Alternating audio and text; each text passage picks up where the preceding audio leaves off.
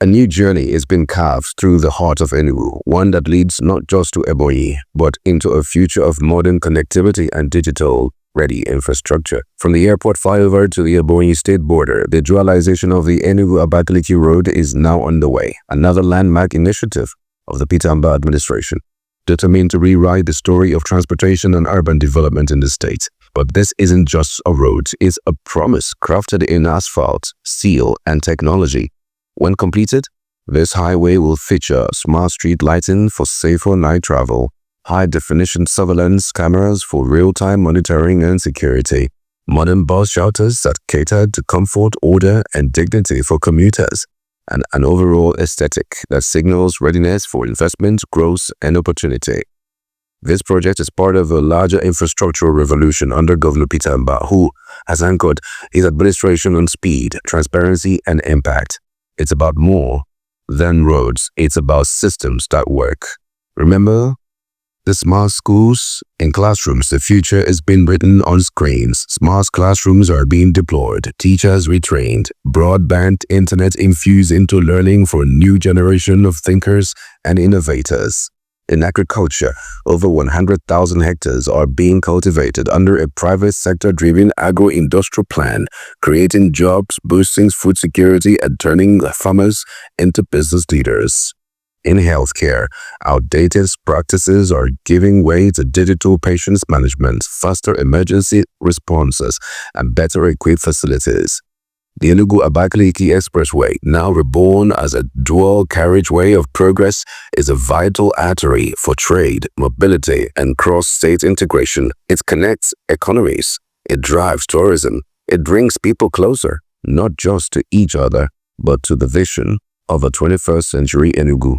This is governance with direction. This is what it means to lead with vision. This is Peter Mbah's Enugu, a state rising, road by road, school by school, home by home.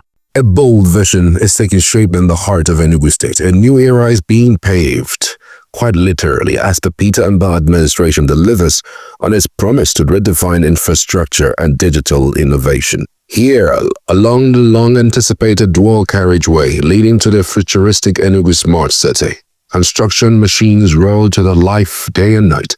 This is not just a road, it's a runway to the future. Twin bridges, bold, beautiful, and built to last, now span across previously impossible terrains, almost ready to welcome thousands of vehicles. The signal a new kind of journey, a journey towards possibility. This is not ordinary road construction. Every inch of this highway has been engineered with vision. Covered drainage channels to combat flooding, modern street lighting to ensure nighttime safety, and an intelligent network of surveillance cameras to guarantee security and seamless traffic management. But what lies at the end of this remarkable road? The new Enugu Smart City, a digital wonderland designed to power innovation, attract global investment, and create thousands of tech-driven jobs. A city where broadband infrastructure meets world-class living and where the youth of Enugu will find new frontiers to conquer. This road is only a piece of the puzzle. Under the Peter Mbah's leadership, Enugu is witnessing an infrastructure renaissance. Water now flows in taps that were once dry thanks to the 180-day water revolution. Health centers are being upgraded with digital health records and smarter emergency response systems. Education is going digital with smart classrooms, broadband-enabled learning, and teacher retraining programs. Farmers are now entrepreneurs connected to markets through technology, with over 100,000 hectares being prepped for agro-industrial development, and the 100 tractors being procured in a robust partnership with Notre Tractors. This is not just governance, this is transformation. This is not just a highway, it is a getaway to a new Enugu. And as the twin bridges rise and the smart city draws closer, one message becomes crystal clear. The future is no longer a dream, it is being built right before our own eyes. Particular story I want to track back a little bit. I remember that sometime in January, the Enugu state government partnered with the Landmark Group in order to redevelop the Nike Lake Resort into a world-class holiday and leisure destination through a 35-year lease agreement. The Landmark Group plans to invest an initial 10 billion naira to upscale its resort facilities, which will include redesigning rooms, adding luxury spas, waterfront villas, and various recreational amenities. The redevelopment is expected to generate over 5,000 direct and indirect jobs and attract local, diaspora, and international tourists, boosting Enugu State's internally generated revenue (IGR). The deal will see the 150-hectare Nike Lake Resort transformed into a modern, high-end getaway, offering premium accommodation and top-tier recreational experiences. The transformation is a part of Landmark Group's commitment to creating luxury leisure destinations across Africa. The partnership is expected to create significant financial benefits for Enugu State, including job creation and increased tourism revenue. So this is actually the summary of what this partnership would actually do. But I really don't know if you have visited Nike Lake Resort. Up until when Ugochi Madueke became the MD of that particular hotel, the hotel was in comatose, and that's largely because of our culture. We're in love with good things, but we have a culture of not maintaining good things, and that's the truth. I can give you several examples. So from our stadiums to government-owned offices. Just try as much as you can to go to any government offices that you know about. It is crazy. It doesn't look like human beings live there, except for very few. The ones that you can say maybe IRS, that is the Inland Revenue Service, the federal parastatal, then their governments. When you go to the offices, you could tell a little bit that these guys, in some way, are doing okay compared to their state counterparts. It is crazy. It is telling. It's nothing to write home about. Now, government knows over time that they're not people who can manage business.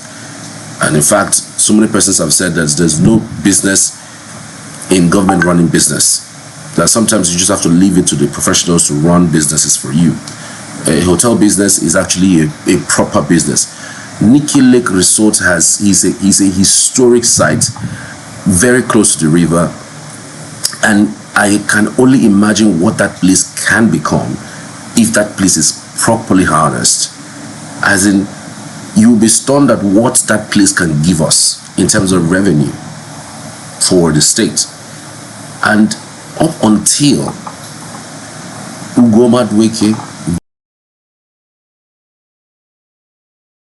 for Transportation, Dr. Obi Ozo, Commissioner for Culture and Tourism, Dame Ugochi Madueke, Commissioner for Works and Infrastructure, Engineer Gerard Otiji, and Commissioner for Youth and Sports Development, Barrister Lloyd Ekweremadu, after the State Executive Council meeting at the Government House, Enugu, at the weekend. Of the Enugu Air, which our citizens are eagerly waiting for. We're starting off with the initial 3 aircraft, Embraers, and 2 of the aircrafts are already on ground at Kani Ibami International Airport, and the 3rd aircraft will be on ground by the 24th of this month, and we're hoping to start commercial operation before the 2nd year anniversary of this administration. You've also seen the buses for the mass transit program across the state. 50 of them are parked at Opera Square, and the additional 50 will be joining that fleet in the next 2 weeks. And they will also go into 100 of them will be going into commercial operation before end of this month, right before the 2nd year anniversary. And also the bus terminals, the 2 in Holy Ghost, 1 in Gariki, Abab, and in Soka, will also be commissioned and go into commercial operation before the 29th of May this year. And there is other things coming up. Of course, the rail is something that is important to allow for connectivity within the Southeast region, connecting all the different states, both for the movement of people and also movement of commodities from our resource like coal to even agro commodities, not just within our state, but even our neighboring states. You also saw the discussion around bringing electric and CNG automotive manufacturing plants within Enugu, and the launch of Enugu Smart Transport Program that will see to the injection of over 2,000 electric vehicles within the next 150 days. That is in progress, and you'll be getting more updates on that. Dame Ugochi Madueke, the Honorable Commissioner for Culture and Tourism. The Executive Council graciously approved this evening over 13.7 billion naira to be invested into tourism. We are going to have it in phases. This is just phase one. For this first phase, we are having Ohum waterfalls. We are also having Nsude pyramid. In Nsude pyramid, we are going to have the first canopy walkway in southeast, measuring about 600 meters, which should actually be the longest in Nigeria. We also have Ngwo Pine Forest, where we are having the first zip line in Nigeria. The zip line will measure about 300 meters. In the same Ngwo, we will have rotundas, big rotundas and smaller rotundas. Then we have the Cross of Hope located in Okpatu.